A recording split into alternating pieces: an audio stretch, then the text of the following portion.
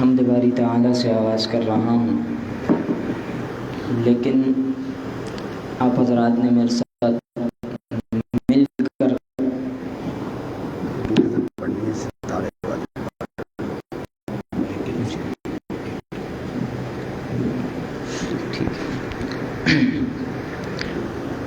جو کلام کا حکم ہوا ہے بس وہی سنا کر پھر اجازت چاہتا ہوں۔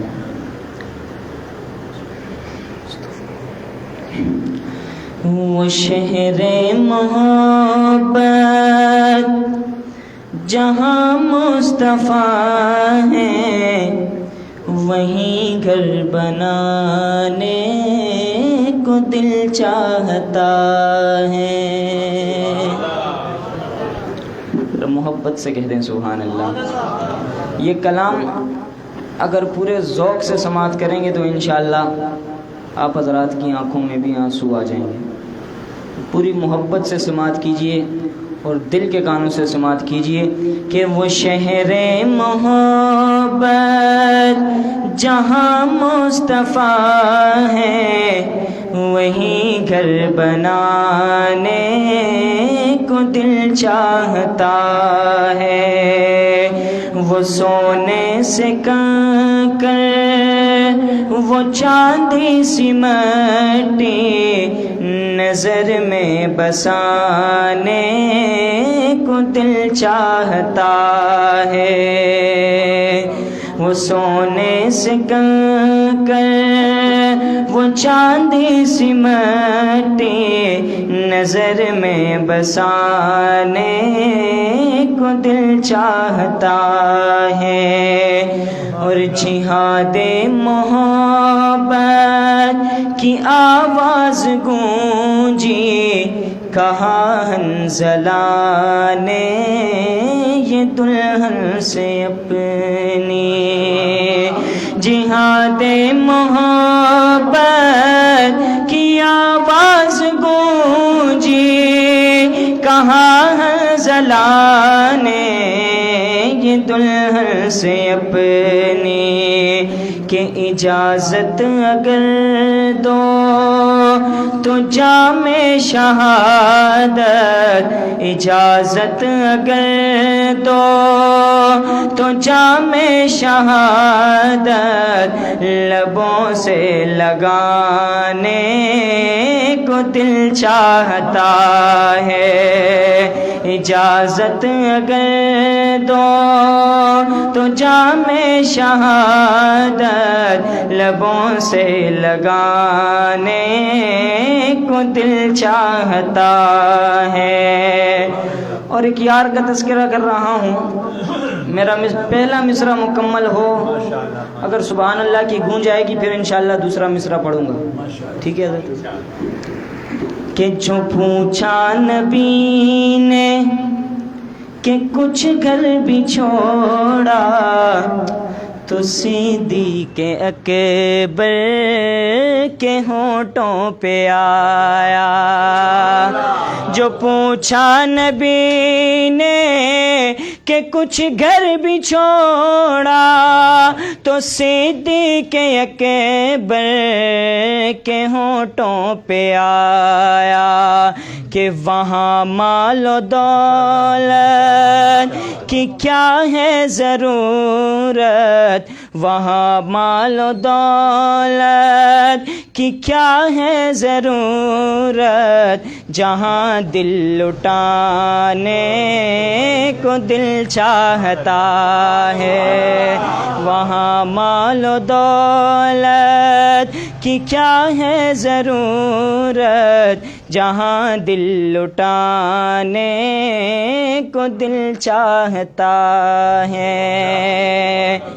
اور شعر اس کلام کی جان ہے، یہ شعر دل کے کانوں سے سنیے، اور اس شعر کا حق آپ نے اپنی سبحان اللہ سے ادا کرنا ہے۔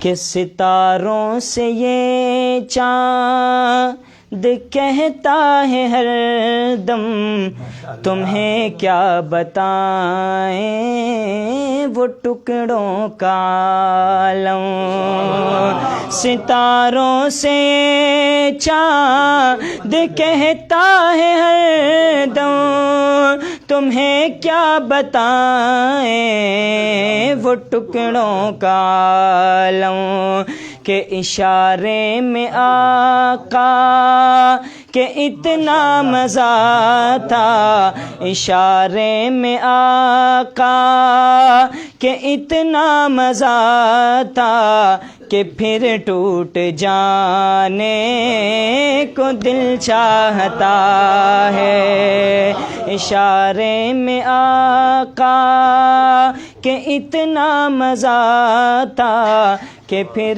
ٹوٹ جانے کو دل چاہتا ہے۔ اور ایک بچے کا تذکرہ کر رہا ہوں کہ وہ ننھا سا اصغر وہ ایڑی رگڑ کر یہی کہہ رہا ہے وہ خیمے میں رو کر، وہ ننھا سا اصغر وہ ایڑی رگڑ کر یہی کہہ رہا ہے وہ خیمے میں رو کر، کیا کہ اے بابا میں پانی کا پیاسا نہیں ہوں، اے بابا میں پانی کا پیاسا نہیں ہوں، میرا سر کٹانے کو دل چاہتا ہے، اے بابا میں پانی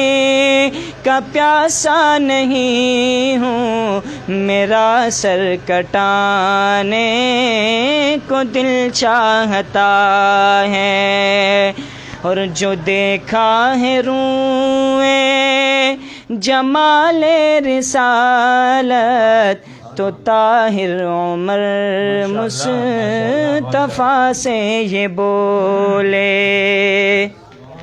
حضرت عمر آئے کس لیے تھے آپ علماء کرام سے سنتے رہتے ہیں، میں نے مصرع پڑھنا ہے اور دل کے کانوں سے سنیے کہ جو دیکھا ہے روئے جمال رسالت تو طاہر عمر مصطفیٰ سے یہ بولے کہ بڑی آپ سے دشمنی تھی مگر اب بڑی آپ سے دشمنی تھی مگر اب غلامی میں آنے کو دل چاہتا ہے، بڑی آپ سے دشمنی تھی مگر اب غلامی میں آنے کو دل چاہتا ہے،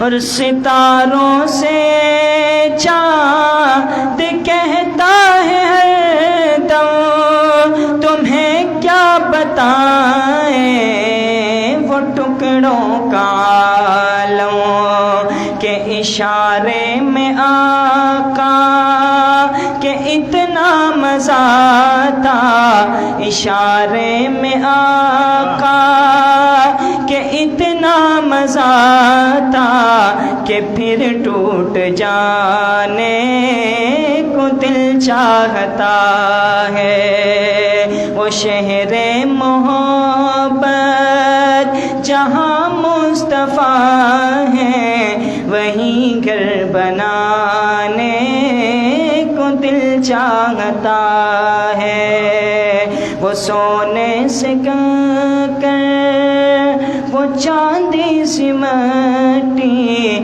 نظر میں بسانے کو دل چاہتا ہے۔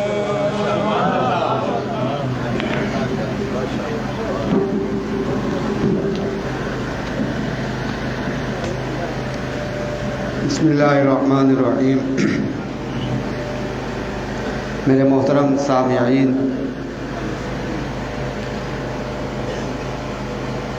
حضرت تشریف لائے ہیں ملتان میں، یہ ہماری بہت بڑی خوش نصیبی ہے، اور یہ بات میں ضروری سمجھتا ہوں کہ جہاں بھی پروگرام ہو حضرت کا تعارف کرانا یہ میں اپنے اوپر فرض سمجھتا ہوں۔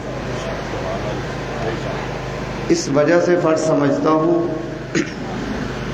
تاکہ آپ کو حضرت کا تعارف ہو جائے، آپ دل جمی کے ساتھ اور توجہ کے ساتھ بیان سنیں، ایک لفظ بھی بلکہ لفظ نہیں ایک موتی بھی ضائع نہ ہونے پائے۔ سبحان اللہ۔ اب آپ کے ذہن میں یہ سوال آئے گا کہ کون سی ایسی بات ہے جو آپ ضروری سمجھتے ہیں کہ جہاں بھی پروگرام ہو اور حضرت کا تعارف کرایا جائے۔ جن لوگوں نے حضرت کا بیان سنا ہے شاید ان کو بتانے کی ضرورت نہیں ہے۔ آج جب حضرت نے صبح کا درس دیا تو جتنے حضرات بیٹھے ہوئے تھے جب جانے لگے تو ایک فکر کی کیفیت میں گئے، ان کے آنکھوں میں نمی تھی اور وہ یہ بتا رہے تھے خاموشی سے ہمیں آج وہ باتیں معلوم ہوئی ہیں جو پہلے ہمیں معلوم نہیں تھی۔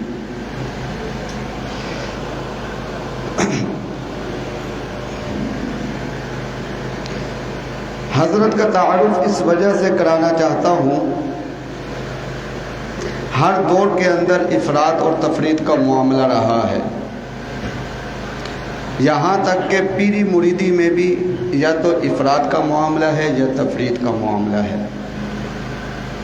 بہت کم لوگ، بہت کم علماء، بہت کم پیر ایسے ہیں جو اعتدال میں ہیں، جو دین کو سمجھتے ہیں اور وہ ان کے اندر یہ صلاحیت ہے وہ دین کو سمجھا سکتے ہیں۔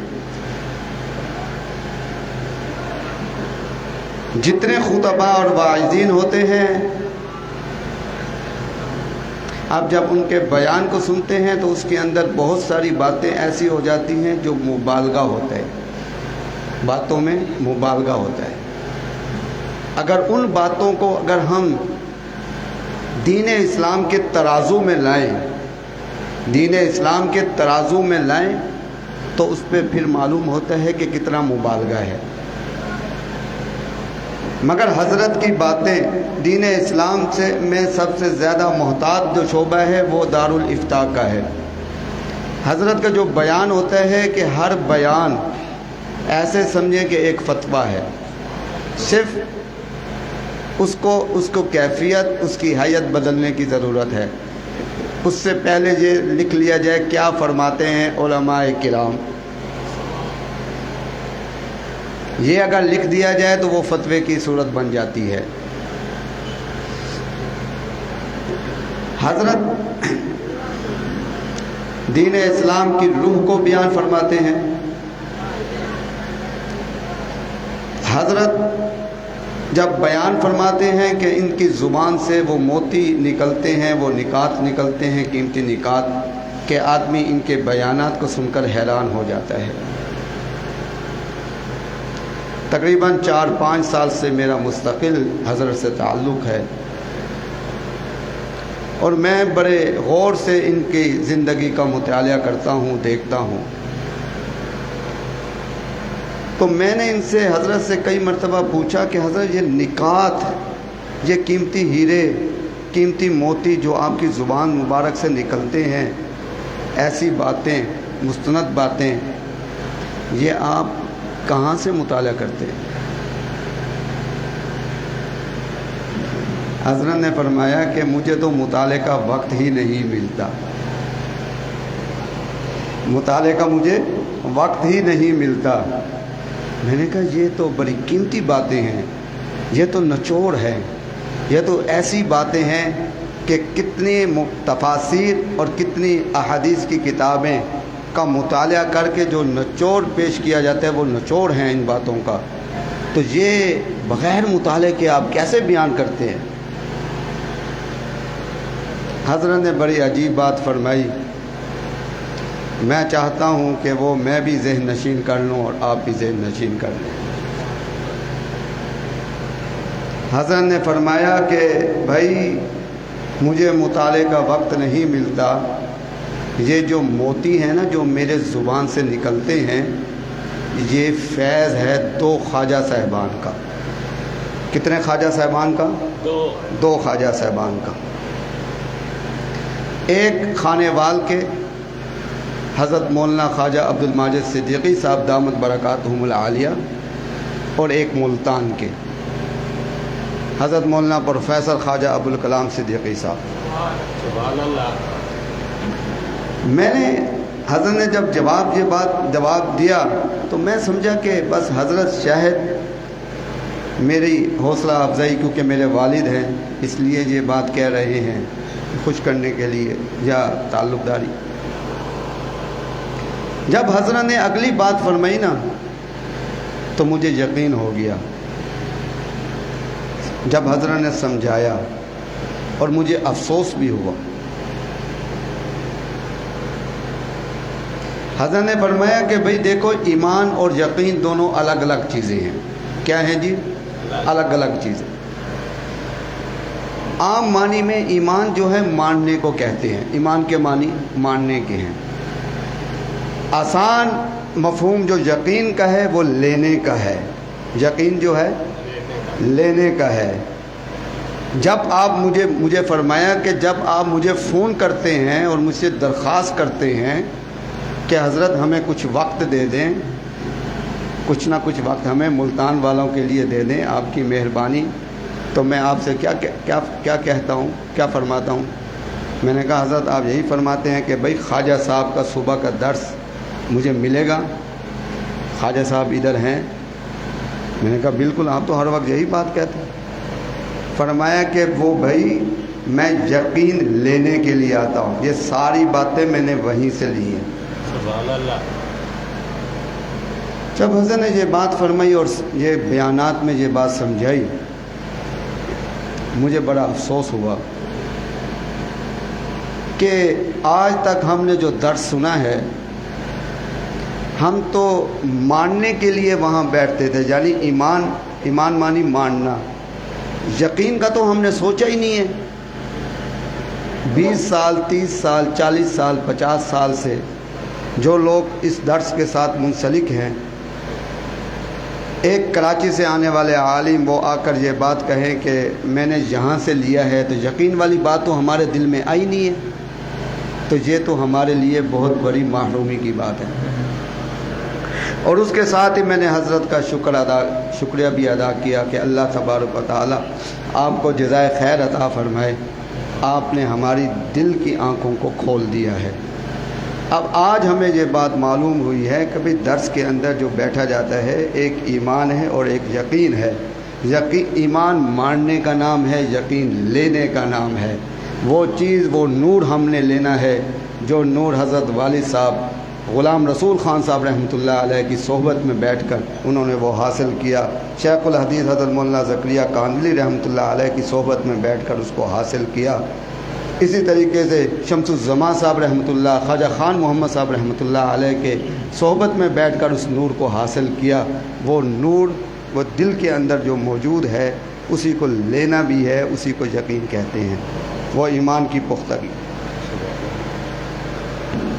تو حضرت کے بیانات میں یہ بات یاد رکھیں کہ مختصر بات میں آپ کو یہ عرض کرتا ہوں، حضرت کے بیانات میں یہ بات، اس کا نچوڑ یہ ہے اور بالکل دین اسلام ہے.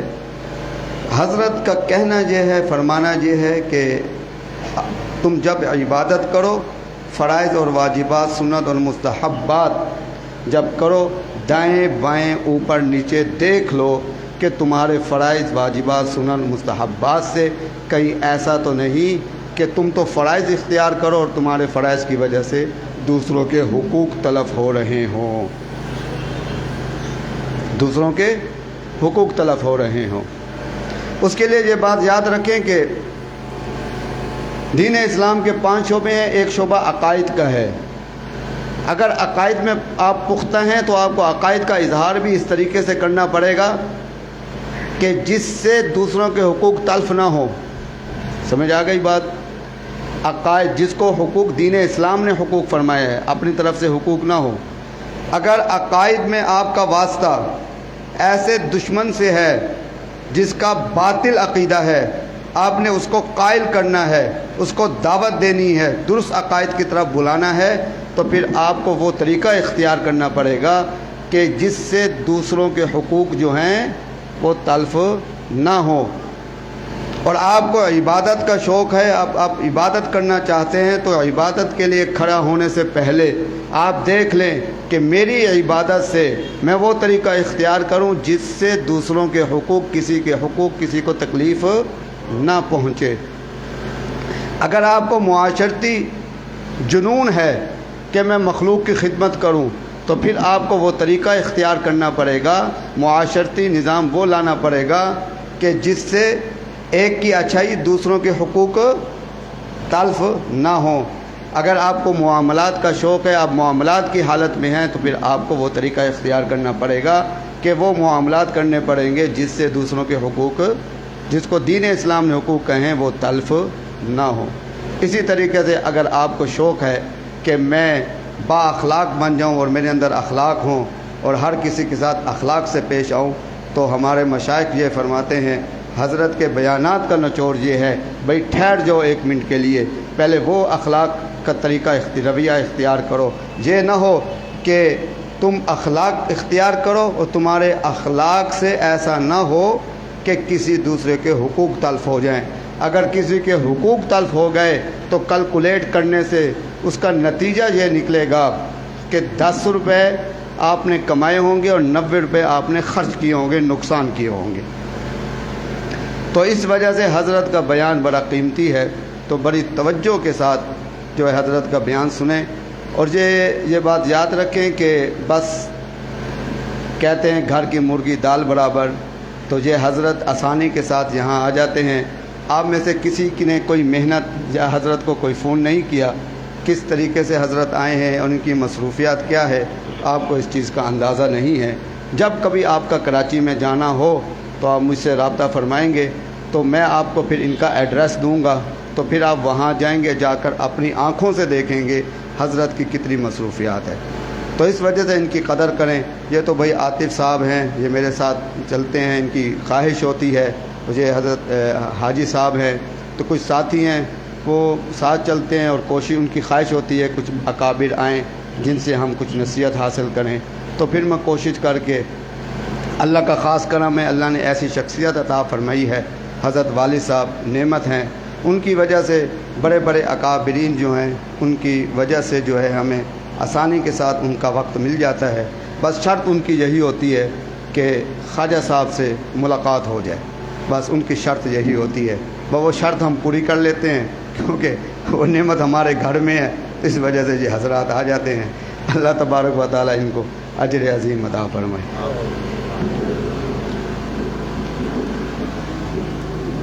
وہ جو تلاوت آپ نے کی نا، تھوڑی سی وہی تلاوت دوبارہ کریں،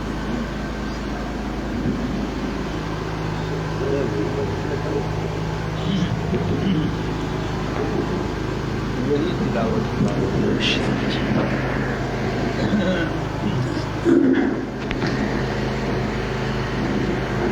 أعوذ بالله من الشيطان الرجيم بسم الله الرحمن الرحيم وسيق الذين اتقوا ربهم إلى الجنة زمرا حتى إذا جاءوها وفتحت أبوابها وقال لهم خزنتها سلام عليكم طبتم فادخلوها خالدين وقالوا الحمد لله الذي صدقنا وعده وأورثنا الأرض نتبوأ من الجنة حيث نشاء فنعم أجر العاملين وترى الملائكة حافين من حول العرش يسبحون بحمد ربهم ربهم وقضي بينهم بالحق وقيل الحمد لله رب العالمين صدق الله العظيم.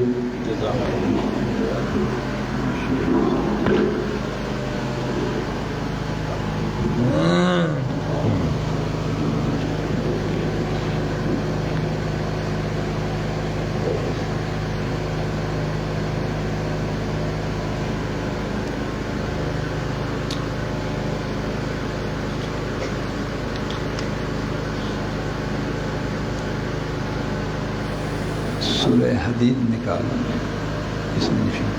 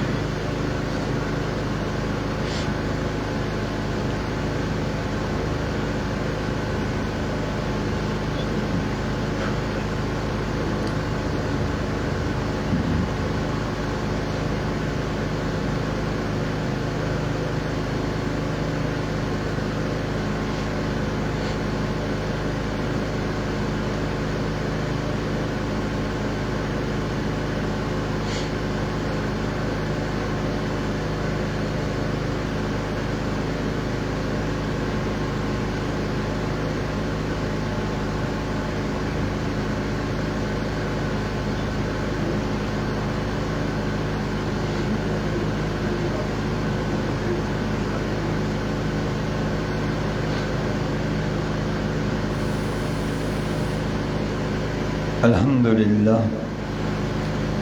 لله الذي لم يتخذ ولدا ولم يكن له شريك في الملك ولم يكن له ولي من الذل وكبره تكبيرا.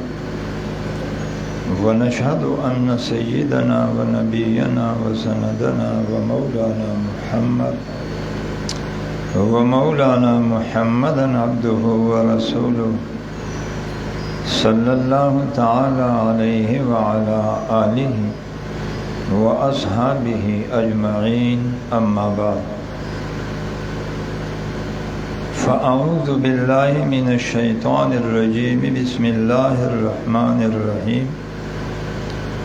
وترى الملائكة حافين من حول العرش يسبحون بحمد ربهم وقضي بينهم بالحق وقيل الحمد لله رب العالمين. وقال تعالى في مقام آخر اعلموا أنما الحياة الدنيا لعب ولهو وزينة وتفاخر بينكم وتكاثر في الأموال والأولاد.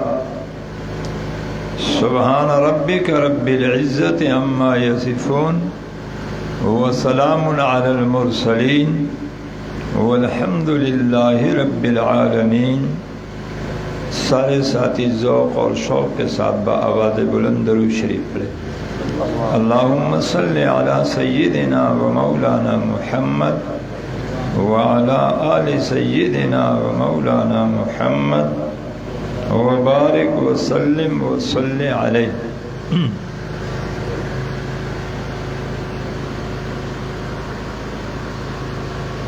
میرا ارادہ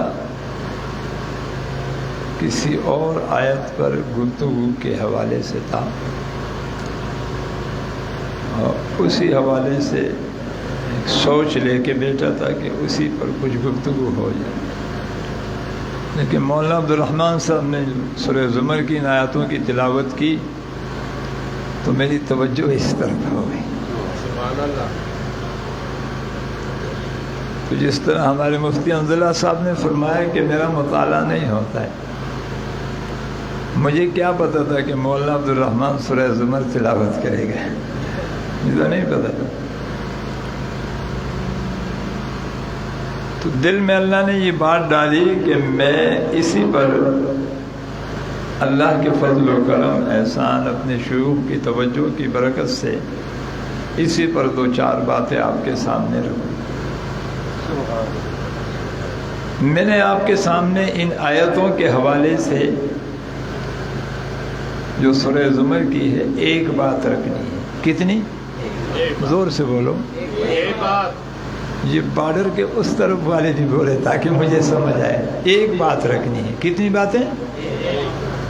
اور جو سورہ حدید کی سے میں نے تو ایک حصہ تلاوت کیا، اس پر بھی ایک بات سامنے۔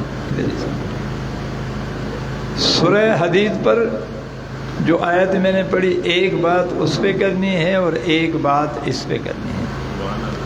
مرضی آپ کی ہے، توجہ سے سنو تو اللہ اسی طرح عطا فرمائیں گے، فائدہ آپ کا۔ غیر توجہ سے سنو تو اللہ اسی طرح عطا فرمائیں گے، نقصان آپ کا۔ میں درمیان میں، میری طرف دیکھے، دائیں بائیں نہ دیکھے، بالکل میری طرف دیکھے، انتہائی متوجہ، انتہائی قیمتی گفتگو میری نہیں ہے۔ میری گفتگو ہوتی تو قیمتی نہیں ہوتی، کسی کی ہے۔ وقت اگر دیا ہے بیٹے ہو تو اب توجہ سے سنو تاکہ آپ کا یہ قیمتی وقت ضائع نہ ہو جائے، اور مجھے امید ہے ضائع نہیں ہوگا، لیکن آپ کی توجہ چاہیے مجھے۔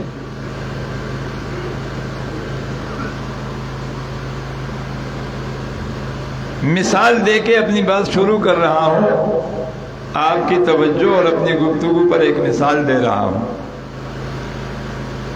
علاقے کے کسی رئیس کے ہاں مہمان آ جاتے ہیں۔ رئیس مہمانوں کو دیکھ کر ان کے کھانے پینے کا انتظام شروع کر دیتا ہے۔ آنے والے مہمان خوانین ہے تو انتظام اس حوالے سے، آنے والے مہمان زمیندار ہے تو انتظام اس حوالے سے، آنے والے مہمان ٹرانسپورٹر ہے تو انتظام اس حوالے سے، اور آنے والے مہمان علماء ہے تو انتظام اس حوالے سے، آنے والے مہمان طلباء ہے تو انتظام اس حوالے سے۔ بس مہمانوں کی جو حیثیت ہوگی، رئیس گھر کا جو مالک ہے، انتظام ان کے آنے والے مہمانوں ہی کے حوالے سے ہوگا۔ لیکن ہوگا یہ کہ رئیس اپنی کرسی پہ بیٹھا ہوا ہوگا، اس کے ملازم اور کارندے لگے ہوئے ہوں گے، کوئی دسترخوان بچھا رہا ہوگا، کوئی دسترخوان پر شربت سجا رہا ہوگا، کوئی دسترخوان پر کانے لگا رہا ہوگا یہ سارا رئیس کے ذمن میں، اسی کے آرڈر سے ہوگا، لیکن رئیس خود نہیں کرے گا، اس کا آرڈر ہوگا۔ کارندے دسترخوان پر کانا بچھائیں گے اور آنے والے مہمان وہ اس دسترخوان پہ بچھے ہوئے کانوں کو نوش فرمائیں گے۔ بالکل یہی ہے، اللہ کی عزت کی قسم، ایک رتی برابر اس میں فرق نہیں۔ عرشوں والے خدا سارے کائنات کے رئیس ہے، ہم اس کے گھر حاضر ہوئے ہیں۔ جو جس کے گھر چلا جاتا ہے، گھر والا میزبان بن جاتا ہے، آئے ہوئے مہمان بن جاتے ہیں۔ یہ کرسی پہ بیٹھا ہوا بولنے والا، یہ وہ خادم و نوکر ہے۔ عرشوں والے خدا اپنے مہمانوں کی مہمان نوازی کا خوراک، روحانی خوراک اس بیٹھے ہوئے ملازم اور نوکر اور خادم کو حوالے کرتے ہیں، اور اسی کے ذریعے آنے والے مہمانوں کو دیا جاتا ہے۔ اب مہمان اپنی حیثیت خود تلاش کر لے، توجہ جتنی ہوگی تو وہ میزبان خوراک اسی اعتبار سے دے گا۔ توجہ اچھی ہوگی تو خوراک اچھا ملے گا، توجہ اچھی نہیں ہوگی تو خوراک اچھا نہیں ملے گا۔ میرے بس میں کچھ نہیں، وہ عطا کرے گا، میں تقسیم کروں گا۔ عطا آپ کے لیے کرے گا، آپ کی کتنی حاجت ہے۔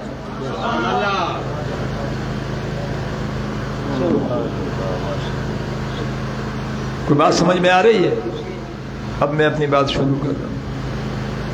یہ سورہ زمر کی آخری آیات میں نے تلاوت کی، اور مولانا عبدالرحمن صاحب نے بھی اسی کی تلاوت کی۔ اس سے ایک چیز نکلتا ہے، ہے تو اس میں بڑی چیزیں، لیکن خلاصے کے طور پر اگر سب کو جمع کرو تو وہ ایک بن جاتا ہے. یعنی سورہ زمر کی یہ آیاتیں دیکھیں نا کیا کہہ رہا ہے اللہ پاک، وسیق الذین اتقوا ربهم الی الجنۃ زمرا. دنیا میں پرہیز کی زندگی گزارنے والے لوگ گروہ کے گروہ جنت کی طرف رواں دواں ہوں گے. یعنی چل رہے ہوں گے، بولے میرے ساتھ،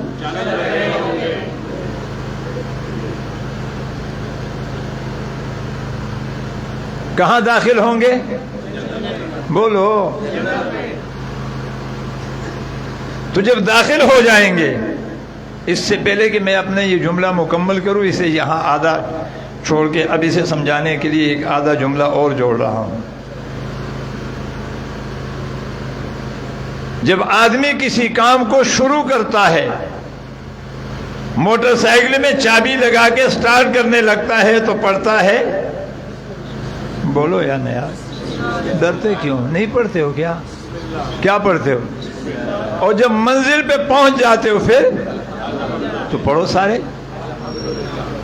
تو یہ جو بسم اللہ ہے یہ غماز ہے اس بات کی کہ میں ابھی منزل پہ نہیں پہنچا، میں ابھی راستے میں ہوں، مسافر ہوں. جب منزل پہ پہنچوں گا تو وہاں کہوں گا وقیل الحمدللہ رب العالمین، اب میں منزل پہ پہنچا، اب سے پہلے تو میں مسافر تھا.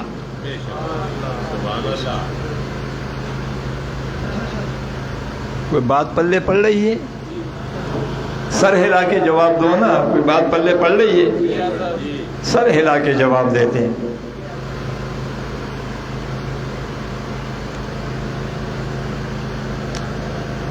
میں اکثر کہا کرتا ہوں مال خالص دیتا ہوں بفضل ہی تعالی، لیکن دیتا خوب مہنگا ہوں. بلوا بلوا کے، ہلا ہلا کے اور سمجھا سمجھا کے تاکہ خوب تک جائے، اور آئندہ کے لیے مجھے نہ بلائے تو میری بھی جان چھوٹ جائے گی، آپ کی بھی چھوٹ جائے گی. اور اگر حاجت ہوگی تو میرے ساتھ بولو گی. مال خالص ہوگا. تو جب کوئی کام شروع کیا جاتا ہے تو ابتدا میں زور سے، اور جب ختم ہو جائے، مکمل ہو جائے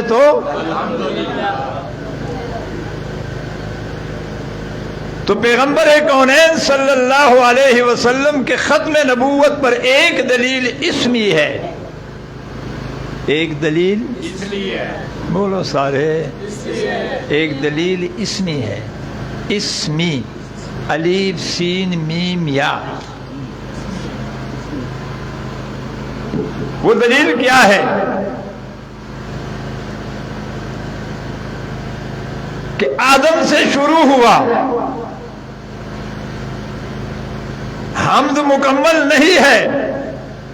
آدم کے اسم میں حمد کا صرف دال ڈالا گیا، ابتدا ہو گئی الف. کہہ دو نا سبحان اللہ. حروف تہجی کی ابتدا کس چیز سے ہوتی ہے؟ زور سے بولو. ابتدا ہو گئی الف، پہلا آنے والا نبی، ابتدا ہو گئی. حمد کا دال ڈالا گیا، اس کے حمد میں دال، قیل الحمد، دال ہے نا، دال لگاؤ گے تو حمد پورا ہوگا نا، لیکن پورا حمد نہیں دیا، دال لگایا. کہہ دو نا سبحان اللہ.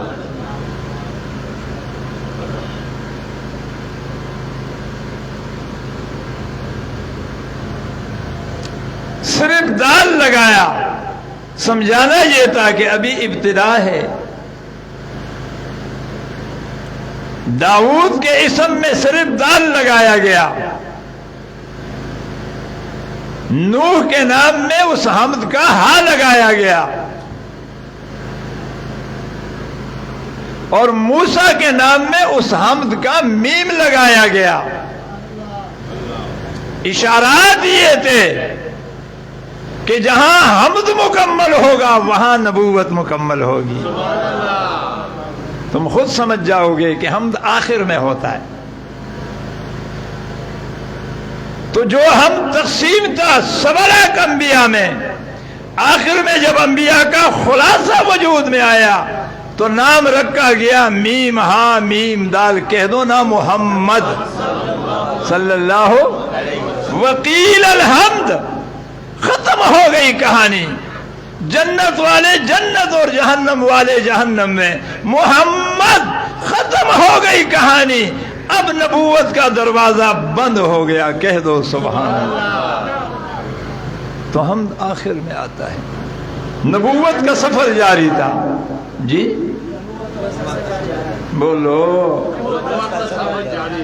حمد مکمل ہوا، سفر جفر ختم ہوا. نبوت کا سفر جاری تھا، حمد مکمل ہوا، سفر بولو نا سفر ختم ہوا.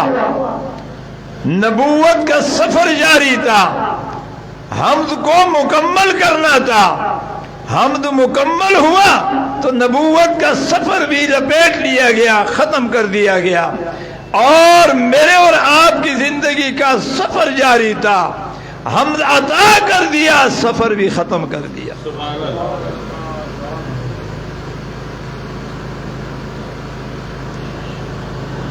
اور آپ کے ذوق کو بیدار کرنے کے لیے ایک جملہ کہہ رہا ہوں، اگر چیز سے ریلیٹڈ نہیں ہے لیکن میں بخل نہیں کرتا. جو چیز آ جاتا ہے تو وہ آگے دیتا ہوں. حروف تہجی کے الفاظ 29 ہے. بولے نہیں اتنا ڈھیلا ڈالا کیوں بتاؤں. آگے چلتے ہیں. بڑی قیمتی بات بتانے والا تھا، میں بریک کر دیا. حروف تہجی کے الفاظ کتنے؟ 29. ہاں اس سے پہلے سنا ہو تو ہاتھ کھڑا کر کے مجھے بتا دو، مولوی ہو یا غیر مولوی. کیوں بخل کرتے ہو؟ جب میں فیاض ہوں تو آپ کیوں بخیل ہو؟ بولنے میں بخل کرتے ہو. کتنا بڑا دعویٰ کر بیٹھا. میں بولتا ہوں اس کے بعد میں پوچھوں گا، جس سے پہلے سنا ہو ہاتھ اٹھائے، دیکھا ہو کہیں تو ہاتھ اٹھائے، کسی اور سے سنا ہو تب بھی ہاتھ اٹھائے. کتنی فیاضی سے کام لے رہا ہوں، آپ بولتے ہوئے بخل کرتے ہو. حروف تہجی کے الفاظ کتنے ہیں؟ 29. شروع کس لفظ سے ہے اور ختم؟ بولو یار. شروع ختم، شروع ختم. تو ابو بکر کی ابتدا الف سے ہوتی ہے اور علی کی منتہا یا سے ہوتی ہے. بتایا جا رہا ہے کہ حروف تہجی کی تکمیل الف سے یا تک پڑھو گے تو ہوگی، الٹا پڑھو گے تو تکمیل نہیں ہوگی. جس طرح حروف تہجی کی تکمیل ابتدا ابو بکر سے ہوگی، منتہا علی پر ہوگی، یہاں بھی ابتدا الف سے ہوگی اور منتہا یا سے ہوگی. اور یہاں ایک دوسرا نقطہ بھی آپ کو آپ کے گوش گزار کر دوں، وہ اس سے بھی بڑا عجیب ہے. خلفائے راشدین کا زمانہ خلافت کا دورانیہ کتنا ہے کسی کو پتہ ہے؟ 29 سال ہے. جی بولو کتنا ہے؟ کتنا ہے؟ اب وقت نہیں ہے میں الفاظ کو آپ کو گناؤں. جس میں صدیق اکبر کی خلافت 2 سال کچھ مہینے، عمر کی خلافت 10 سال کچھ مہینے، عثمان کی خلافت 13 سال کچھ مہینے، علی کی خلافت 6 سال یا اس طرح کچھ مہینے. اب اگر اس کو حساب کرو گے نا اور حروف تہجی کے ساتھ جوڑو گے تو اتنا عدد پورا ہوگا تو صدیق کی خلافت پوری ہو. کہہ دو سبحان اللہ. تو ان کی خلافت کا دورانیہ بھی 29 ہے. کتنا ہے؟ زور سے. اور آقا کے اور حروف تہجی کے الفاظ بھی 29 ہے. تو میں عرض کر رہا تھا سورہ زمر کی یہ آخری رکوع اس میں ایک بات ہے، وہ یہ کہ بندے، بولو میرے ساتھ، بندے تو مسافر ہے، بندے مسافر ہے، تو جو بھی ہے، جہاں بھی ہے، جیسے بھی ہے، تو غریب ہے، مسافر ہے، اگر مالدار ہے تو مسافر ہے، بے علم ہے تو مسافر ہے، عالم ہے تو مسافر ہے، تو صحابی ہے، ہاں مسافر ہے، اللہ میں نبی ہوں فرمایا مسافر ہے، میں امام ہوں فرمایا مسافر ہو، میں تابعی ہوں میں مسافر ہوں، میں ملک کا جرنیل ہوں مسافر ہوں، میں صدر اور وزیر اعظم ہوں فرمایا مسافر ہو، تم مسافر ہو، کیا ہو؟ بولو مسافر اگر دوران سفر وہ راحت حاصل کرنا چاہے جو قیام میں ہوتا ہے، قیامت آ سکتی ہے، وہ راحت نہیں مل سکتی۔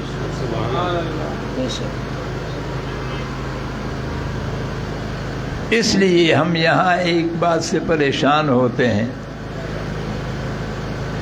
کہ ہماری آرزو پوری نہیں ہوتی۔ بھائی دنیا کا میدان بہت چھوٹا ہے اور ہماری آرزو بہت بڑی ہے، یہاں اتنا گراؤنڈ نہیں ہے کہ اس میں ہماری آرزو پوری ہو جائے، اور پوری اس لیے نہیں ہوتی کہ ہم سفر پہ ہیں۔ جب ہم اپنے گھر پہنچ جائیں گے نا، کہاں پہنچیں گے؟ جب ہم اپنے گھر پہنچیں گے نا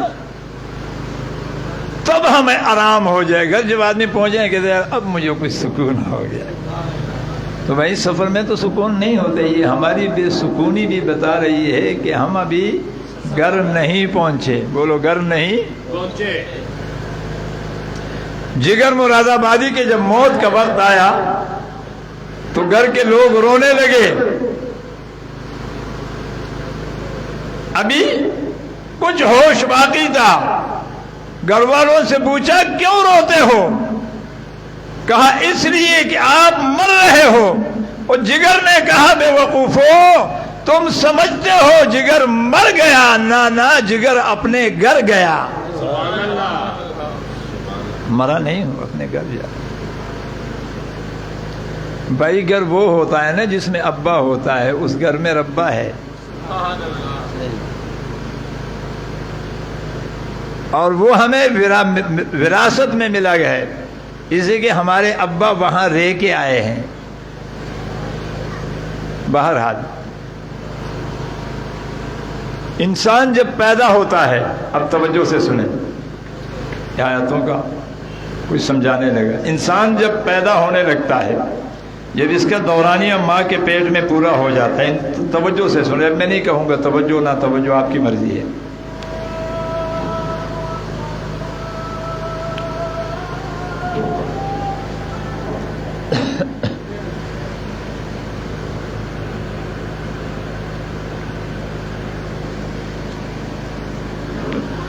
انسان جب ماں کے پیٹ کا دورانیہ مکمل کرتا ہے، یہاں تو ایک چیز یہ ہے، ایک جگہ کو یہ چھوڑتا ہے، دوسرے کو آباد کرتا ہے۔ جہاں چھوڑتا ہے وہاں مرتا ہے، جہاں آباد کرتا ہے وہاں جیتا ہے۔ تو یہ ایک تسلسل ہے۔ ماں کے پیٹ سے باہر آتا ہے، پہلے ابا کے پیٹھ میں تھا تو مرا ہوا تھا، ماں کے پیٹ میں آیا تو وہاں مرا، یہاں زندہ ہوا۔ ماں کے پیٹ سے گود میں آیا تو پیٹ میں موت واقعہ ہو گئی، گود میں زندہ ہو گیا۔ ماں کے گود سے وہ زمین کے پیٹ میں قبر میں چلا گیا تو دنیا میں مر گیا، قبر میں زندہ ہو گیا۔ قبر سے حشر میں گیا تو پھر قبر میں مر گیا، حشر میں زندہ ہو گیا۔ اب حشر سے جنت میں گیا تو حشر میں مر گیا، جنت میں ہمیشہ کے لیے زندہ ہو گیا۔ سبحان اللہ۔ جگہ خالی ہو گئی نا، مر گیا تو جگہ خالی ہو گئی، وہاں چلا گیا۔ تو فرمایا جب یہ ماں کے پیٹ میں ہوتا ہے اور دورانیہ مکمل ہو جاتا ہے، حدیث پاک میں آتا ہے ایک فرشتہ آتا ہے اور وہ فرشتہ ایسے سمجھاتا ہے،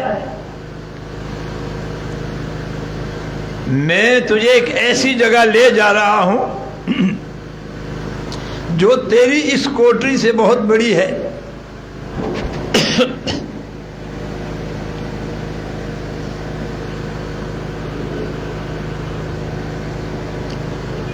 جو یہاں سے بہت بڑی ہے.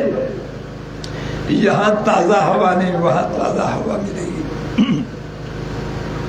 یہاں روشنی کا انتظام نہیں، وہاں روشنی ملے گی. یہاں بہترین کھانے پینے کا انتظام نہیں، وہاں بہترین کھانا پینا ملے گا. یہاں تجھے ماں اور ماں کی ممتا محبت نظر نہیں آ رہی، وہاں تجھے ماں بھی نظر آئے گی، اس کی محبت بھی نظر آئے گی. یہاں تجھے ابا نظر نہیں آ رہے، وہاں تجھ سے پیار کرنے والا بابا بھی نظر آئے گا. تو میری بات مان، تیاری پکڑ.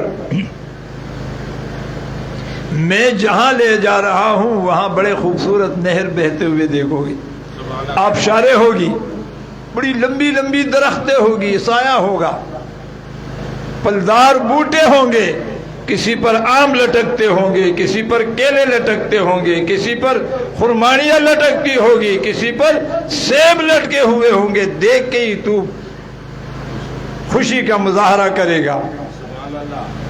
میاں تیاری پکڑ، میں تجھے جہاں لے جا رہا ہوں وہ گیپ اتنا بڑا ہوگا کہ تو آسمان کو دیکھ کر تیری ٹوپی گر جائے گی. بڑا آسمان ہوگا تیرے سر پر، اور یہاں تو کچھ نہیں. اللہ کی قسم وہ فرشتہ کہتا ہے یہاں تو کچھ نہیں، وہاں خوبصورت سورج ہوگا، سبحان اللہ. وہ چمکتا ہوا چاند ہوگا، دمکتے ہوئے تارے ہوں گے.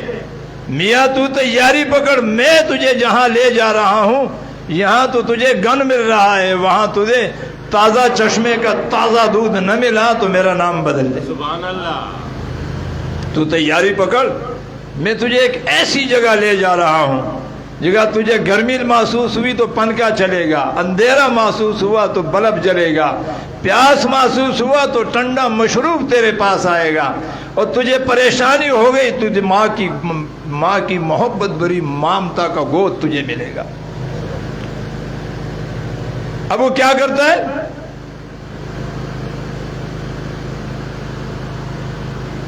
اس بات کو یہاں روک رہا ہوں، بلانا نہیں اسے.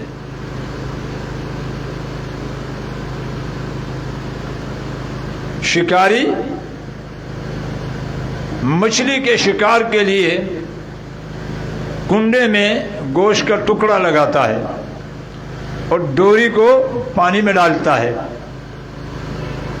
یہاں اس نے ڈوری پکڑی ہوئی ہے. مچھلی نے جیسے گوشت کا ٹکڑا دیکھا، گوشت کا ٹکڑا نظر آ رہا ہے، گلے میں پسنے والی کنڈی چھپی ہوئی ہے. جی بولو نا، گلے میں بولو. ہاں. ہمیں بھی حرام کے کنڈے میں اوپر لگی ہوئی روٹی تو نظر آ رہی ہے، لیکن گلے میں پسنے والی وہ سود کا کنڈا نظر نہیں آ رہا. وہ گلے میں پسنے والا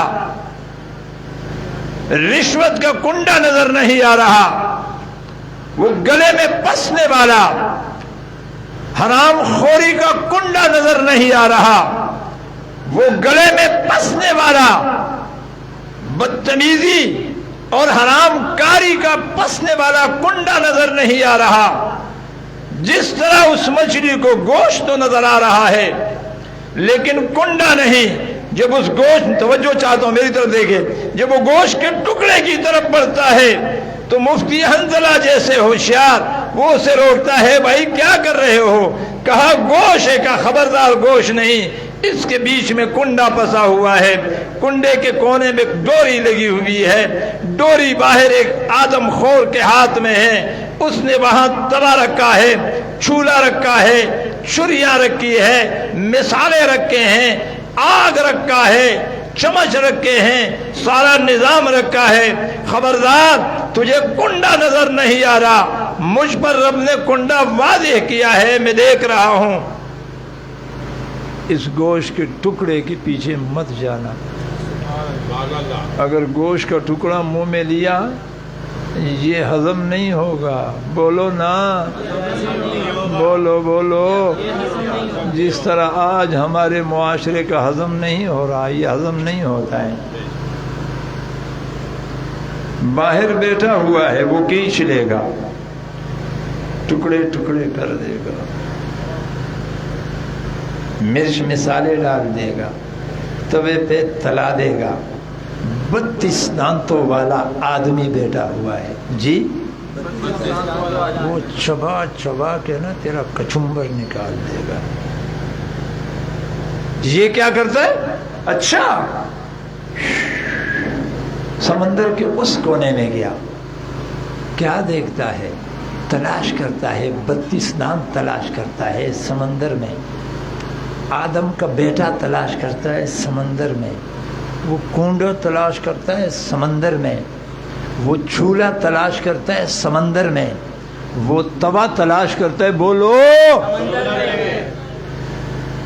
अब ये चीजें वहां तो है नहीं, ये तो बाहर है।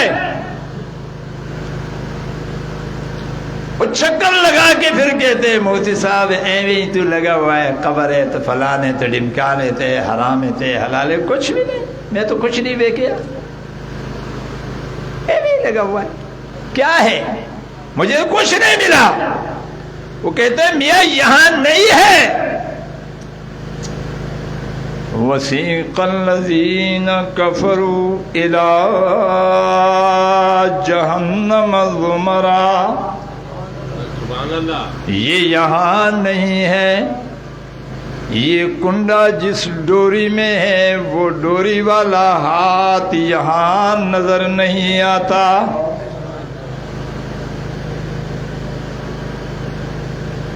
और ये जो चीजें हैं वो भी इस दुनिया के समंदर में नहीं।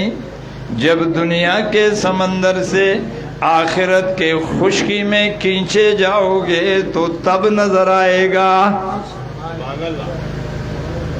लेकिन ये एक भी नहीं मानता, एवे लगे हुए हैं, दौड़ लगाता है, उस गोश्त के टुकड़े को मुंह में लेता है। गोश्त के टुकड़े को लेने की देर होती है कि कुंडा, बोलो ना, बोलो बोलो बोलो बोलो बोलो, कुंडा। और कुंडा हिलता है, बाहर खड़ा हुआ आदमी खींचता है। अब जब कार्रवाई शुरू हो जाती है तो कुरान कहता है, ये रो रो के कहता है, रब्बना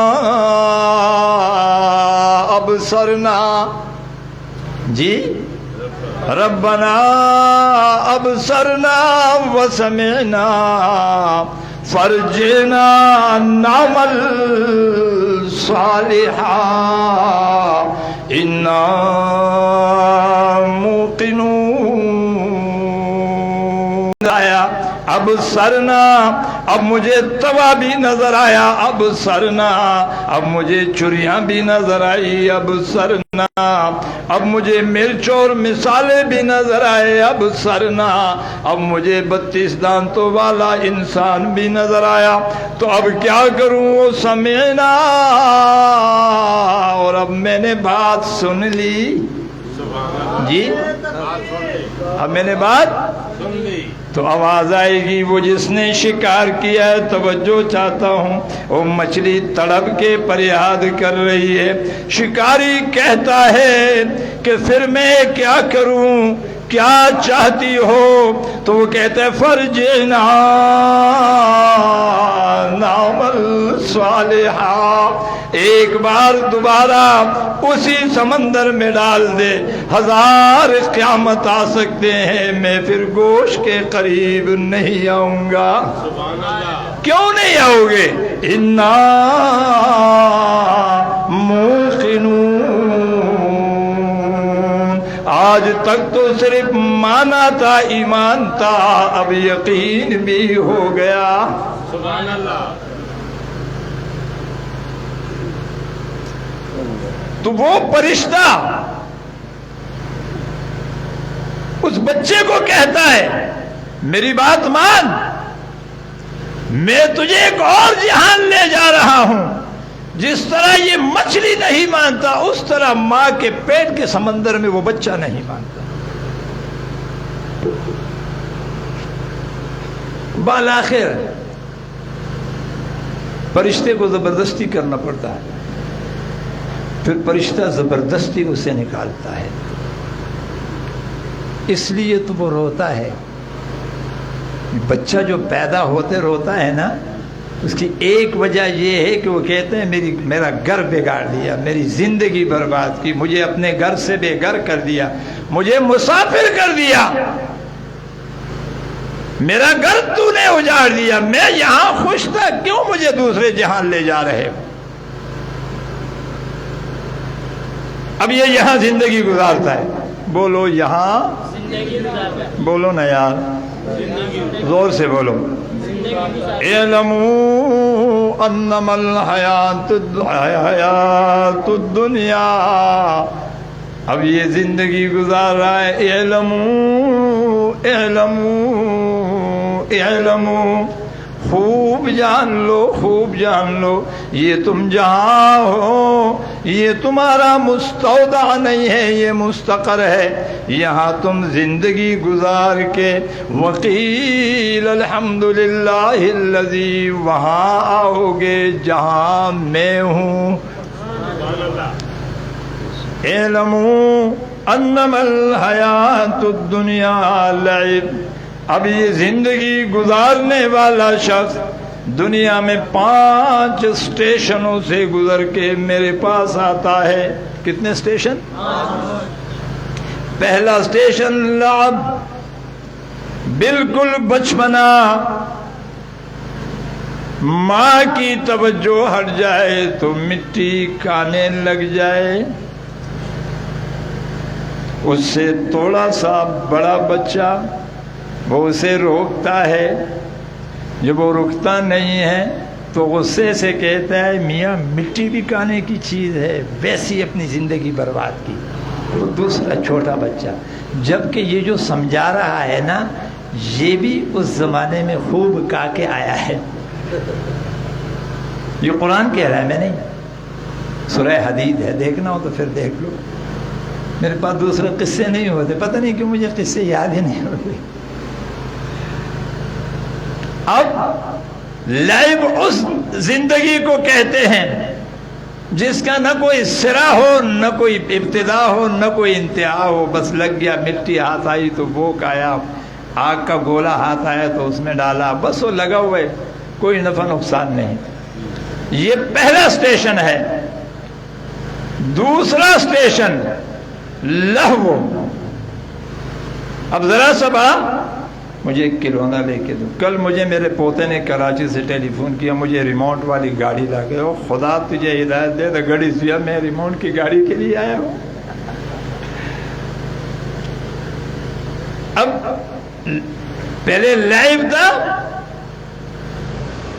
اب لہو ہو گیا.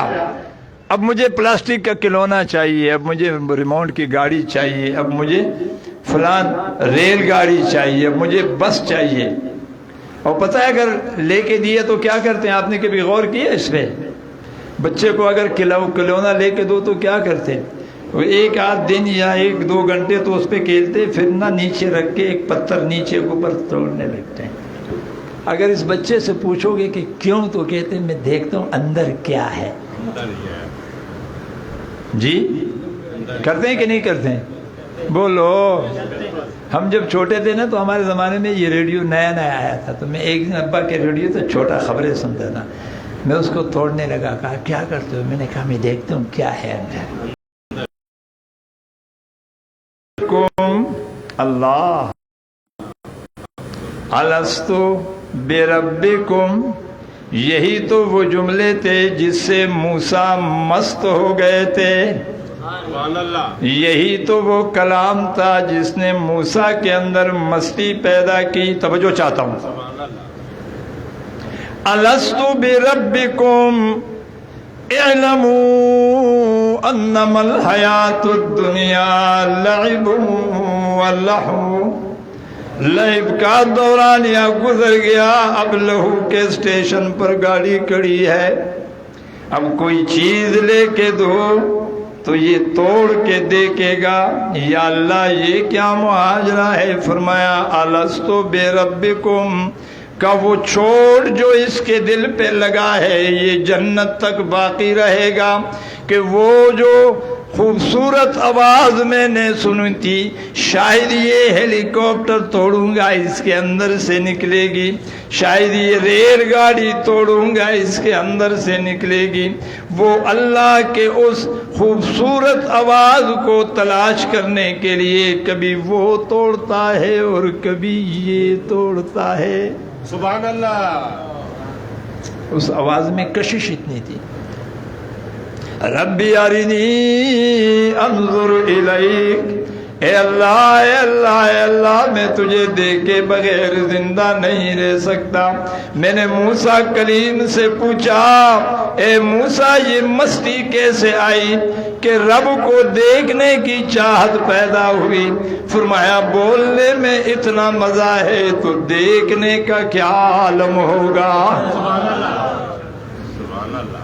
اعلموا انما الحیات الدنیا لعب ولہو۔ اب لہو کا زمانہ آیا، اب اس سے جو بڑا ہے، توجہ ہے آپ کی، وہ پہلے والے کو یہ ڈانٹتا تھا نا کہ تو نے زندگی بولو تو کچھ تو بولو، زندگی ہاں یہ بولتا تھا۔ اب اس سے جو بڑا ہے وہ اسے کہتا ہے یار یہ کس مصیبت میں لگا ہوا ہے، کبھی وہ گاڑی لے کے توڑتے ہیں کبھی وہ توڑتے ہیں۔ اچھا اسے جو سمجھا رہے نا وہ بھی جب اسٹیشن پہ تھا اس نے بھی بہت ساری گاڑیاں توڑی ہیں۔ یا اللہ اس اسٹیشن پہ کیا کارروائی ہوتی ہے؟ فرمایا وزینہ، جی بولو نا، اب ہلکی ہلکی جوانی آ گئی، جی بولے بولے بولے، اب ہلکی ہلکی، اب یہ زینت کا شکار ہوا، کبھی بال کو یوں کرتا ہے تو کبھی یوں کرتا ہے، تو کبھی ٹوپی کو یوں کرتا ہے تو کبھی یوں کرتا ہے، کبھی بٹن کو سنبھالتا ہے۔ اعلموا انما الحیات الدنیا لعب ولہو وزینہ۔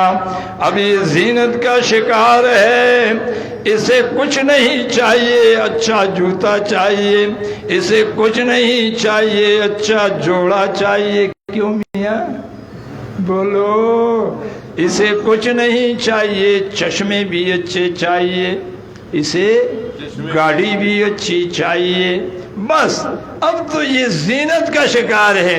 شیشے کے سامنے کھڑا ہو جائے تو شیشہ ہاتھ جوڑ کے کہتا ہے میاں تو نے تھکا دی اب تو بس کر دے۔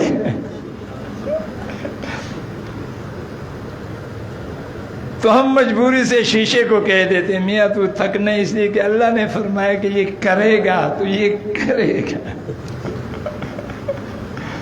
اعلموا انما الحیات الدنیا لعب ولہو وزینہ۔ اب اس سے جو بڑا ہے،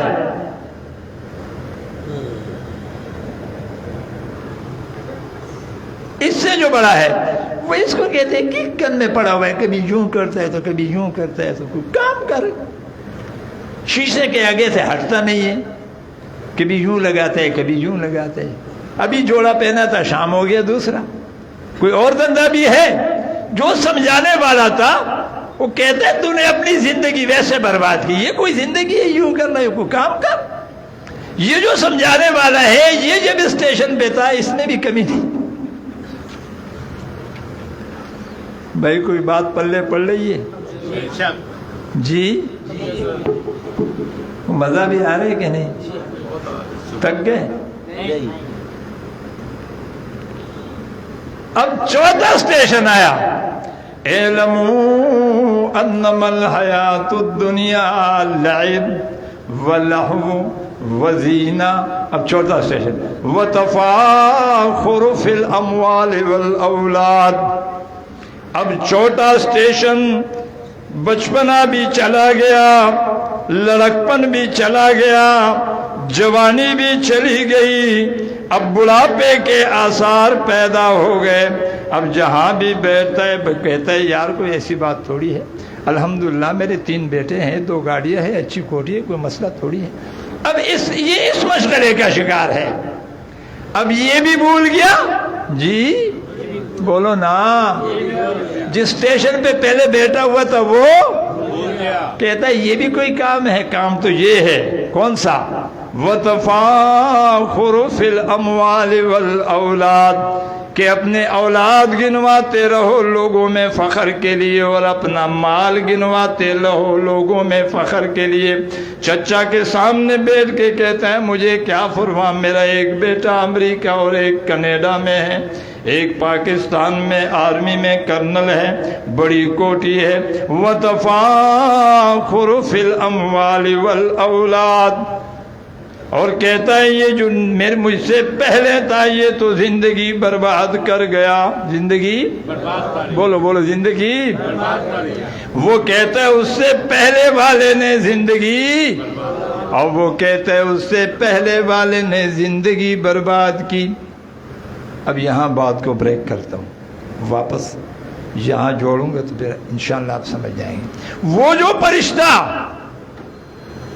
ماں کے پیٹ میں آیا تھا، یاد ہے نا بات آپ کو؟ اس نے بڑے وعدے کیے تھے، جی بولو، زندگی کا سفر مکمل ہوا، آخری اسٹیشن پہ یہ پہنچا۔ اب وہ فرشتہ، وہی فرشتہ پھر قریب آیا، السلام علیکم، پہچانا؟ جی کہتے ہیں نہیں، وہی ہوں نا جو ماں کے پیٹ میں آیا تھا، میں نے کہا تھا نا آسمان ہوگا، سچ کہو ہے کہ نہیں؟ ہے۔ میں نے کہا تھا نا سورج چاند تارے، کہا وہ بھی ہے۔ میں نے کہا تھا نا نہر سمندر دریا، وہ بھی ہے۔ میں نے کہا تھا نا درخت پھل پھول اور دنیا جہان کے میوے، وہ بھی ہے۔ میں نے کہا تھا نا کوٹی ہوگی بنگلہ ہوگا، وہ بھی ہے۔ میں نے کہا تھا نا پیار دینے والی ماں اور شفقت کرنے والا باپ، بولا وہ بھی ہے۔ تو میں نے جو کچھ کہا تھا سچ تھا، تو یہ کہے گا بالکل سچ تھا۔ تو اب آپ کو ایک اور جگہ کی بات بتاتا ہوں، یہ جہاں تم ہو نا یہ تو گند ہے، جس طرح ماں کا پیٹ گندا۔ میں تجھے وہاں کی خوشخبری سناتا ہوں جہاں دودھ کی نہریں بہتی ہوگی، سبحان اللہ، شہد کی نہریں بہتی ہوگی، سبحان اللہ، اور صاف ستھرے پانی کی نہریں بہتی ہوگی، اور شراب بوتلوں میں نہیں ہوگا، نہر بہتا ہوگا، سبحان اللہ، اور وہاں حوریں ہوگی، غلمان ہوں گے۔ وہ جو تم کہتے ہو سجدے میں سبحان ربی الاعلی، وہ رب بھی تمہیں نظر آ جائے گا۔ سبحان اللہ، یہ سن کے کہتے یار تو کیوں میرے پیچھے پڑا ہوا ہے، تو میری جان کیوں نہیں چھوڑتے، یہ بتا، تیرا اور بھی کوئی کام دھندہ ہے؟ وہاں میں آرام سے رہ رہا تھا، وہاں تو پیچھے آیا، پتہ نہیں کیسے آیا۔ اب یہاں میری زندگی تھوڑی سی سدھر گئی، لعب سے لہو، لہو سے زینہ، زینہ سے تفاخر، اب تو میں کچھ مزے والی زندگی آ گئی، یہاں تو پیچھے پہنچ گیا کہ اب میرے ساتھ وہاں چل، تیرا اور بھی کوئی کام دھندہ ہے؟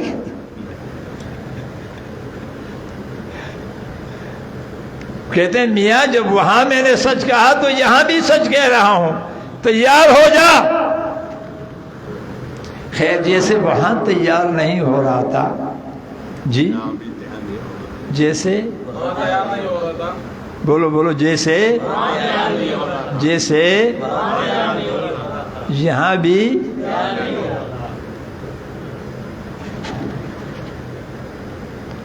جیسے وہاں زبردستی کرنی پڑی نا، تو یہاں بھی بولو، یہاں بھی۔ تو جب اسرائیل زبردستی کرتا ہے نا،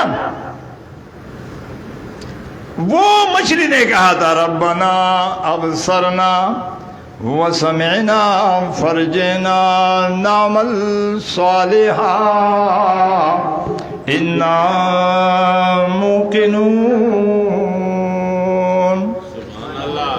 جی لیکن یہ مچھلی نہیں، انسان ہے۔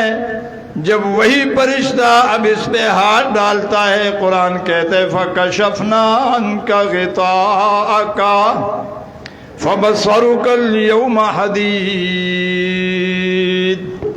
فرشتے کا ہاتھ لگتے ہی اس کے آنکھوں کے آگے سے پردے ہٹ جاتے ہیں. وہ فرشتہ جو کچھ سمجھاتا تھا وہ سارا منظر نظر آ جاتا ہے. سبحان اللہ. تو وہ سارا منظر دیکھنے کے بعد یہ کہتا ہے جس طرح لعب والے کو لہو والے نے کہا تھا تو نے زندگی برباد کی، اور لہو والے کو زینت والے نے کہا تھا تو نے زندگی برباد کی، اور زینت والے کو ادیر عمر والے نے کہا تھا تو نے زندگی برباد کی. فَكَشَفْنَا عَنْكَ غِطَاءَكَ فَبَصَرُكَ الْيَوْمَ حَدِيدٌ. جب اسے وہ منظر نظر آتا ہے تو یہ اعلان کرتا ہے کہ میں نے تو اپنی زندگی برباد کی.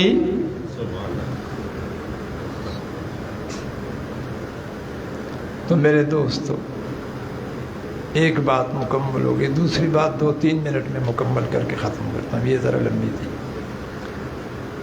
کہ ایسا نہ ہو کہ ہم بے خبری میں ہو اور اسے قیام سمجھ بیٹھے ہو کہ یہ کمرہ بھی ہو گیا، یہ بھی ہو گیا، چھت بھی ہو گیا، یہ ماشاء اللہ سب. نہیں، ایسے نہیں ہے، ایسے نہیں. آپ جو بھی ہو ایسے نہیں ہے. جی بولو. وسیق الذین اتقوا ربهم الی الجنت زمرہ بتا رہا ہے کہ تو مسافر ہے. جی بولو. تو کچے گھر میں ہے تب بھی بولو نا.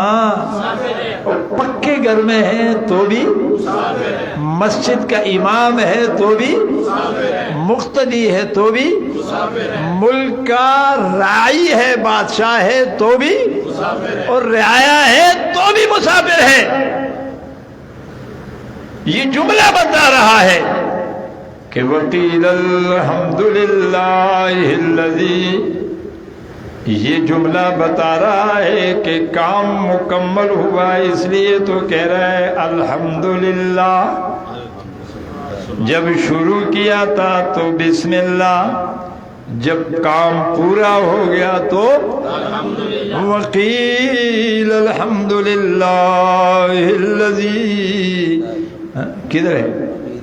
وَقِيلَ الْحَمْدُ لِلَّهِ رَبِّ الْعَالَمِينَ. اللہ پوچھتے ہیں بندہ کیا ہوا؟ بڑا الحمدللہ الحمدللہ کہہ رہے. یہ کہتا ہے ربا سفر مکمل ہوا. جی اب سفر تو مکمل ہوا، کہیں ایسا تو نہیں ہوا جو میں گزارش کر رہا ہوں. یہ دوسری بات اور آخری بات. ہندوستان کے ایک شاعر تھے جگر آل آبادی، شاعر تھے.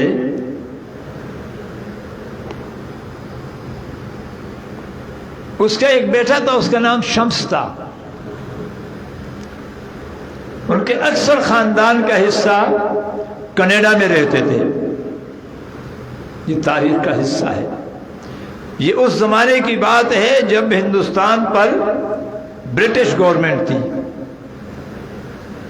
تو یہ شمس جگر کا بیٹا تھا، بڑا لاڈلا تھا، کھاتے پیتے گھرانے کا تھا.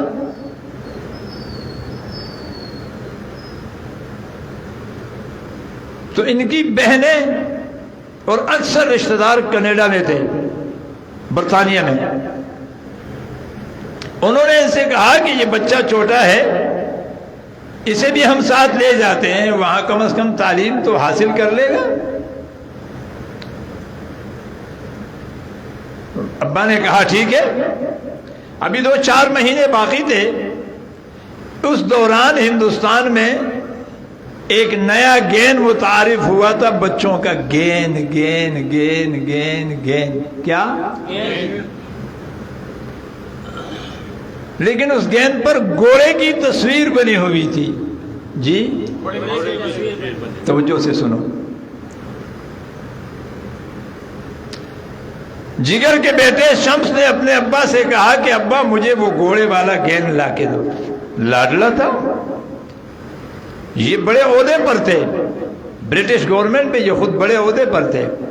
ये जब ऑफिस से निकले पूरा बाजार इसने चाना, लेकिन वो घोड़े वाला गेंद। भाई बोलो मेरे साथ, बड़ी कीमती बात कर रहा हूँ, मेरा मिजाज आपको मालूम है, मैं ब्रेक कर दूंगा।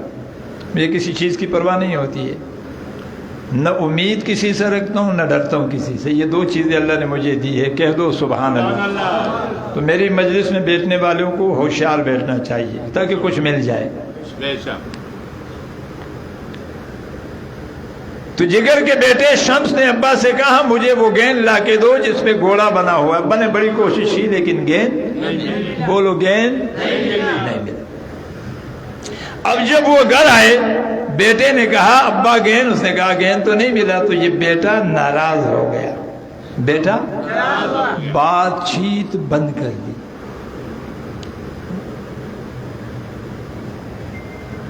बड़ा मनाया लेकिन नहीं माना। इसी दौरान वो अपनी बहन के साथ बरतानिया चला गया। ये तो वहां चला गया, तालीम हासिल किया, ये किया वो किया। 2-4 दिन के बाद अल्लाह की शान है, वो गेंद बाजार में आया था। गेंद खरीदा जिगर ने और लिफाफे में बंद करके और रख लिया। ये वहां गया, 16-18 साल गुजारे, पढ़ा, वहां शादी भी की एक मैम के साथ, और वहां बरतानिया हुकूमत ने उसे कोई ओहदा भी दिया, हुक्मरानी उसकी थी। अब अल्लाह की शान, हिंदुस्तान के दौरे पर बरतानिया की हुकूमत उसे भेज रही है। गया बच्चा था, आ रहा है हुकूमत का नुमाइंदा बन के, वही बरतानिया हुकूमत का। तो किस शान से आएगा? अपनी मैम भी साथ है, बीवी। तो हिंदुस्तान के बड़े बड़े वडेरे, गवर्नर, नवाब वो इस्तकबाल में हैं, और जहाँ बैठना है, गुफ्तगू करनी है, मजलिस है, वो बड़ा हॉल है, बड़ी मजलिस सजाई है। डीसी क्या और आईजी क्या और गवर्नर क्या और रईस का, बरतानिया से बरतानिया का नुमाइंदा आ रहा है, और पूरी दुनिया में हुकूमत भी उसकी है। अब आया, तवज्जो चाहता हूँ, इंतहाई तवज्जो चाहता हूँ, ताकि वक्त आपका ज़ाया ना हो जाए। मुझे फिक्र ये है कि आपका आना ज़ाया ना हो जाए, कोई बात पल्ले पड़ जाए। अब जब मजलिस गर्म हो गई, हिंदुस्तान के नुमाइंदे, बड़े बड़े रईस, बड़े बड़े नवाब, बड़े बड़े खान, बड़े बड़े गवर्नर बैठे हैं। यहाँ शम्स बड़ा टाट लगा के बैठा हुआ है और बड़ी मूंछों को बल दे के बैठा हुआ है। एक बरतानिया का एक वजीर है, मिनिस्टर है, नुमाइंदा है, हिंदुस्तान देखने आया है, साथ में भी बेटी है, एक अजीब तज़क और शान के साथ बैठा हुआ है। इतने में जिगर मुरादाबादी डंडा हाथ में लेके, धोती पहन के बूढ़े हो गए हैं, वो इस तरह चल के आ रहे हैं। करीब पहुंचे तो कहा लोगों ऐलान सुनो। लोग मुतवज्जे हो गए, खैरियत तो है। कहा मैं शम्स के लिए तोहफा लाया हूं।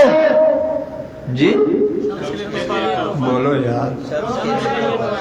अब सारी दुनिया मुतवज्जे हो गई, शम्स की शान, क्या तोहफा होगा।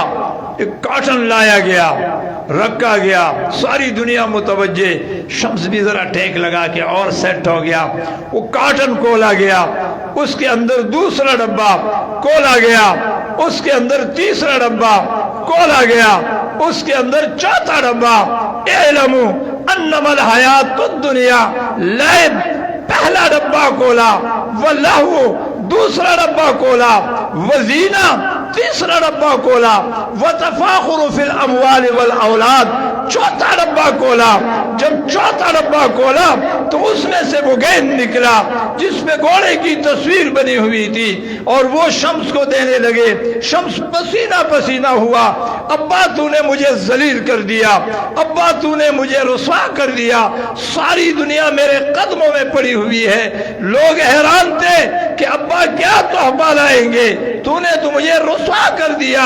अब्बा ने कहा बेटा मैंने जान के ये काम इसलिए किया कि کل یہ تیری چاہت تھی، کل یہ تیری آرزو تھی، جب یہ پوری نہیں ہوئی تھی تو 3-4 دن تک مجھ سے بولتا نہیں تھا۔ آج جو تیری کل کی آرزو میں سامنے کرتا ہوں تو تو شرمندہ ہوتا ہے، کہیں ایسا نہ ہو کہ حشر میں بارگاہ الہی میں پیش ہو اور تیری دنیا کی آرزو پیش ہو، سامنے ہو، تو شرمندہ نہ ہو جائے۔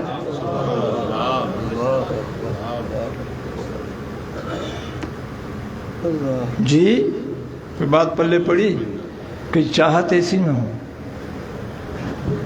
آج جس چاہت کے لیے تم مر رہے ہو نا، اگر کل میدان حشر میں اعلان ہو جائے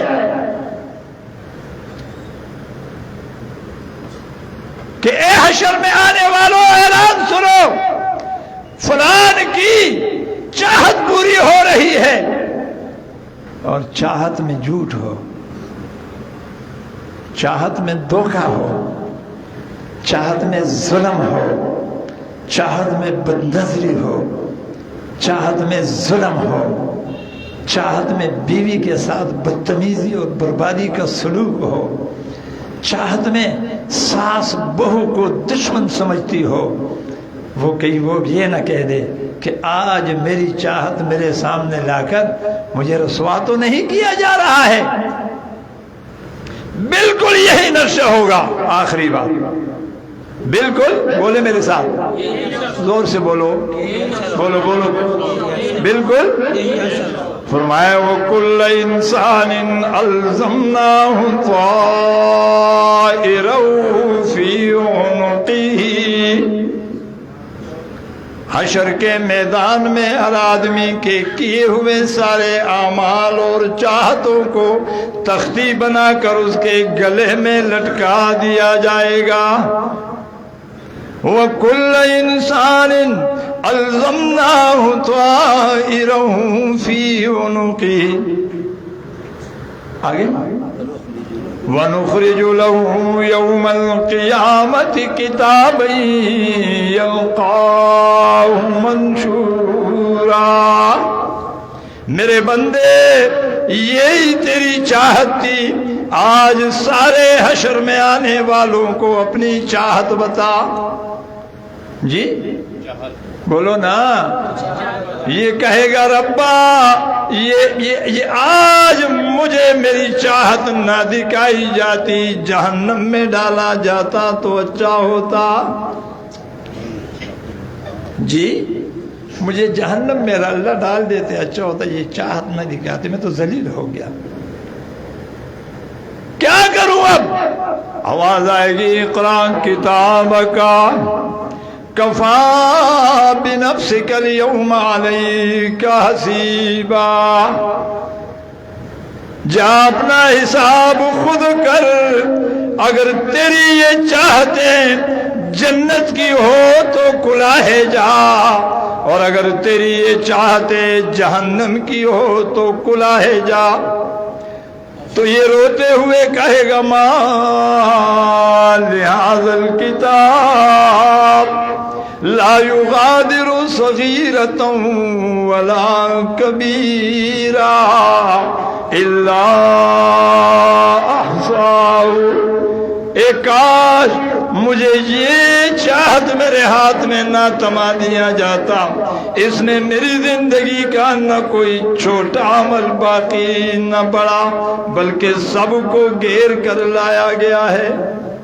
میرے دوستو، آج کی مجلس کی اس نشست کی واسطے سے میں آپ سے گزارش کروں گا، آج عہد کر لو، اپنی چاہتوں کو جنت والی بنا دو۔ سبحان اللہ۔ جی بولو، اپنی چاہتوں کو جنت والی چاہت نماز کی چاہت نہیں ہے، نمازی کے ساتھ اچھے برتاؤ کی چاہت یہ جنت کی چاہت ہے۔ سبحان اللہ۔ نمازی بڑے جہنم میں رلیں گے، بڑے حاجی بڑے جہنم میں رلیں گے، ذکر کرنے والوں سے جہنم بھرا ہوا ہوگا، لیکن نمازی سے محبت کرنے والا، قاری سے محبت کرنے والا اور ذاکر سے محبت کرنے والا اور تبلیغ میں نکلنے والے سے محبت کرنے والا، حج سے نہیں حاجی سے محبت کرنے والا، وہ اکثر آپ کو جنت میں کھیلتے ہوئے ملیں گے۔ آج اپنی چاہت کو، نماز نہیں، نمازی، میری بیوی نمازی ہے، بولو میری بیوی نمازی ہے، ساس جی تیری بہو نمازی ہے، تیری نماز جہنم کی چاہت ہے اگر بہو نمازی تیری چاہت نہ بنے۔ تیری بیوی یہ جنت کی چاہت ہے، اگر تو صرف نماز کو لے کے بیٹا اپنی نمازی بیوی کو نہیں تو تو خسارے میں ہے۔ اس لیے کہ قرآن نے نہیں کہا ہے کہ نماز سے ڈرو، ذکر سے ڈرو، روزے سے ڈرو، حج سے ڈرو، روزے سے ڈرو۔ فرمایا واتقوا اللہ الذی تساءلون بہ، اس اللہ سے ڈرو، اس اللہ سے ڈرو جب تم کہیں پس جاتے ہو تو پھر کہتے ہو اللہ کے لیے مجھے معاف کر دو، تو جب میرا نام آتا ہے تو اگلا تجھے معاف کر دیتا ہے۔ واتقوا اللہ الذی تساءلون بہ والارحام، اس اللہ سے ڈرو جس کے واسطے سے تم دنیا میں زندگی گزار رہے ہو۔ اللہ بس ہو گئی بات؟ فرمایا نا، صرف میرے ڈرنے کی وجہ سے بات پوری نہیں ہوگی۔ والارحام، اگر شوہر ہو تو بیوی سے ڈرو، بیوی ہو تو شوہر سے ڈرو۔ والارحام سورہ نساء کی پہلی آیت ہے، کسی بھی مسلک کی تفسیر اٹھا کے دیکھ لو۔ والارحام، اگر ساس ہو تو بہو سے ڈرو، جی بہو ہو تو ساس سے ڈرو، چچا ہو تو بھتیجے سے، بھتیجا ہو تو چچا سے، ماموں ہو تو بانجے سے، پڑوسی ہو تو پڑوسی ہے، مالک ہو تو مزدور سے، مزدور ہو تو مالک سے۔ واتقوا اللہ، جس طرح مجھ سے ڈرتے ہو آپس میں بھی ایک دوسرے سے اسی طرح ڈرو۔ اگر اس طرح ڈرو گے، ان اللہ کان علیکم رقیبا، تو پھر تم ڈرتے رہو، میں اللہ نگہبانی کرتا رہوں گا۔ تو کیا خیال ہے، چاہتوں کو صحیح کرنا ہے کہ نہیں؟ انشاءاللہ کب سے کریں گے؟ انشاءاللہ ابھی سے ارادہ کر لو کہ ہماری چاہت جنت والی ہوگی۔ ہماری چاہت تو جنتی شوہر کی چاہت یہ ہوتی ہے کہ وہ بیوی کو دیکھ کے مسکراتا ہے، بیوی کو دیکھ کے تو عرشوں والے خدا اس شوہر کو دیکھ کے اللہ کی قسم وہ بھی مسکراتے ہیں۔ تو جس کو اللہ مسکرائے پھر اسے جہنم میں، بولو نا، جہنم میں تو مسکرا کے جائیں گے نا انشاءاللہ، سلام کر کے جائیں گے۔ اللہ مجھے اور آپ کو جنت والی چاہت عطا فرمائے۔ وآخر دعوانا ان الحمدللہ رب العالمین۔ اللہم صلی علی سیدنا و مولانا محمد وعلی آل سیدنا و مولانا محمد وبارک وسلم وصلی علیہ۔ اللہ ہماری آج کی حاضری کو قبول فرما، جو سنا سنائے بھی اس پہ عمل کی توفیق نصیب فرما، ہمیں اپنے مسافر ہونے کا یقین عطا فرما، جنت اور آپ کی رضا ہمیں منزل سمجھانے کی توفیق عطا فرما۔ اللہ ہماری چاہتوں کو جنت والی چاہت بنا، جہنم والی چاہتوں سے ہماری حفاظت فرما۔ اللہ ہمیں میٹھا بول بولنے کی توفیق نصیب فرما، پیارا بول بولنے کی توفیق نصیب فرما، خوشبودار بول بولنے کی توفیق نصیب فرما۔ اللہ ہمیں وہ زبان عطا فرما کہ جس زبان سے دکے ہوئے دلوں کا مداوا ہوتا ہے، اللہ وہ زبان عطا فرما جس سے پریشان حال دلوں کو خوشیاں ملتی ہے۔ اللہ وہ زبان عطا فرما کہ جس سے بے حوصلہ دلوں کو حوصلے ملتے ہیں، جس سے غمزدہ دلوں کو خوشیاں ملتی ہے۔ اللہ وہ زبان عطا فرما کہ جس سے ٹوٹے ہوئے دل جڑتے ہیں۔ اے اللہ پیار والی زبان عطا فرما، اللہ وہ زبان عطا فرما کہ جس سے نکلنے والے کلمات کو تو خود پیار سے سنتا ہے۔ اللہ وہ زبان عطا فرما جس سے معاشرے میں، گھر میں، خاندان میں، معاشرت میں جوڑ پیدا ہوتا ہے۔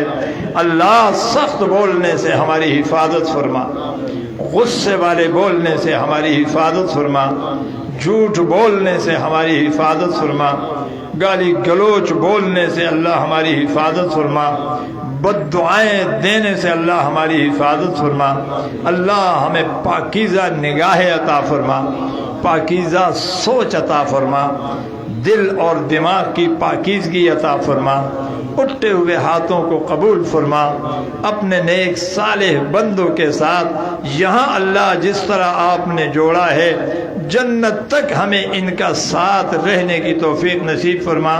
اللہ ہماری زندگی بھر کے گناہوں کو معاف فرما، زندگی بھر کی دعاؤں کو قبول فرما، دین دنیا کی حاجتوں کو پورا فرما، ہمارے اس ملک کو ہر قسم کے فتنے خلفشات سے حفاظت فرما، اس مملکت کے ایک ایک باسی کی حفاظت فرما۔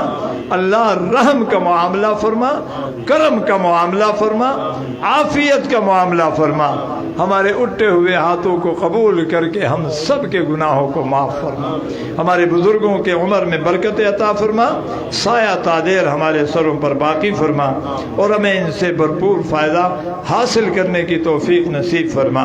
وصلی اللہ تعالی